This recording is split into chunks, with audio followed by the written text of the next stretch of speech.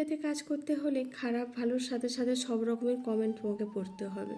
আমি যখন প্রথম ফেসবুকে ব্লগ করা শুরু করি, তখন যে একটা কমন কোশ্চেন আমার আশেপাশের লোকজনের কাছ থেকে পেয়েছিলাম, কি বলো তো, বাড়িতে কাজকর্ম থাকে না, সারাদিন আর কী করবে, ওই মোবাইল দিয়ে ব্লগ তৈরি করে, ভিডিও বানিয়ে আবার উপার্জন, সংসারে ভিডিও বানিয়ে উপার্জন হলে সংসার উদ্ধার হয়ে যাবে।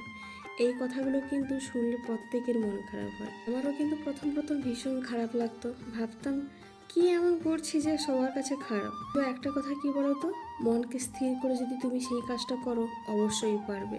আর যে কারণে আমি কাজ করতে শুরু করি।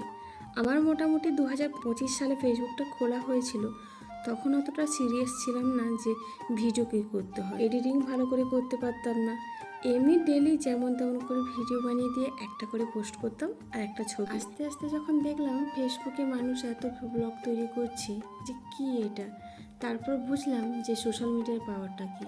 তাই নিজেও আস্তে আস্তে করে ব্লগ বানানো শুরু করি। ওই যে কথাই আছে না, জীবনে সাফল্য চূড়ায় উঠতে গেলে কিছু কিছু কথা তো অবশ্যই শুনতে হবে। লাইফে সাকসেস পেলে সবাই কিন্তু তোমার পাশে এসে দাঁড়াবে, আর সাকসেসের আগে তুমি কত কষ্ট করেছো সেগুলো কিন্তু কেউ দেখতে আসবে না। আর এইভাবে আমার ফেসবুক জার্নিটা শুরু হয়। এখান থেকে আমি ব্লগ শুরু করি আর চেষ্টা করি আমার এই সাধারণ দিনগুলোকে সংসার বাচ্চা সামলিয়ে তোমাদের কাছে একটু ছোট্ট করে এই ব্লগের মাধ্যমে শেয়ার করতে।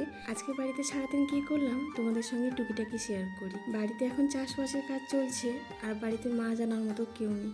আর সকাল থেকে বড়শি পেতেছিলাম কিন্তু মাছের কোনো লক্ষ্য নেই। এই যে এত বড় ভোঁড়াটা কাটছি, এটা কাটতে গিয়ে কিন্তু আমার হাফ বেলা কেটে গেছে। যত তাড়াতাড়ি করছি ভোঁড়াটা কাটার জন্য কোনো মতে সইছে না, তাড়াতাড়ি তো বাবা মানব খেতে চলে আসবে। আর এখন চাষের সময় সবকিছু তাড়াতাড়ি করতে হবে, কারণ তাড়াতাড়ি রান্নাটা হয়ে গেলেও বাবারা খেয়ে আবার মাঠে রুইতে যাবে, বেলাও হয়েছে।